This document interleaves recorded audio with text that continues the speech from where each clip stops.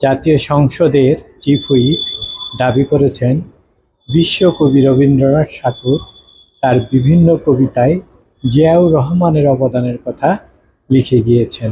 কত বড় মূর্খ, অশিক্ষিত আর চামচা হলে এ ধরনের উদ্ভট কথা বলতে পারে? যেই রবীন্দ্রনাথ ঠাকুর 1941 সালে মারা গেছেন, তিনি কিভাবে জিয়াউর রহমানের অবদানের কথা লিখে যাবেন?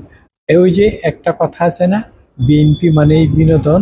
তারা যে অশিক্ষিত, মূর্খ এবং পড়ালেখা নেই, মুখে যা আসে তাই বলে এবং জনগণকে বিনোদন দিয়ে যায়, সেটা তারেক রহমান থেকে শুরু করে বিএনপির বিভিন্ন মন্ত্রী, এমপি এবং চিফ হুইপ পর্যন্ত এইসব আবোল তাবোল কথা বলে।